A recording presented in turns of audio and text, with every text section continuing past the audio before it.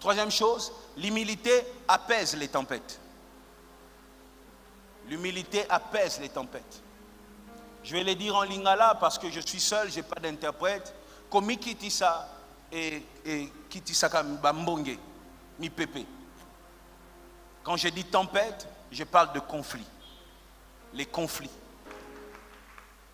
L'humilité est une affaire de cœur, mais ça influence les actions. Il ne faut pas s'arrêter à dire pardon, moi je suis humble de cœur. Si tu es humble de cœur, on le verra par tes actes, par ton langage.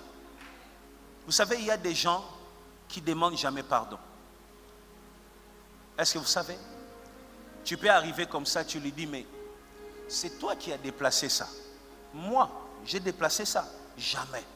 C'est toi. Non, jamais. Moi, je ne déplace rien dans cette maison. Tu m'as déjà vu toucher à une chose ici, mais c'est la personne qui touche tout. J'ai déjà vu toucher une chose ici. Et puis, quand tu as la preuve maintenant que la personne avait déplacé, la personne te dit, mais toi-même, l'autre fois, tu disais que ça te dérangeait. Voilà pourquoi moi, je voulais...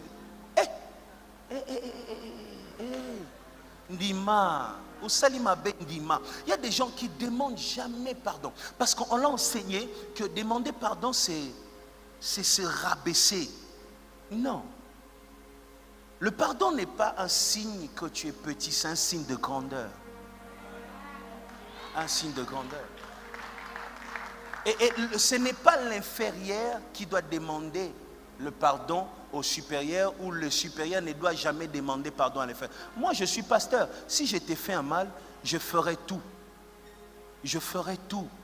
Je te laisserai ton temps de colère, mais un jour, je vais te récupérer. Je vais te faire asseoir pour te dire pardonne-moi.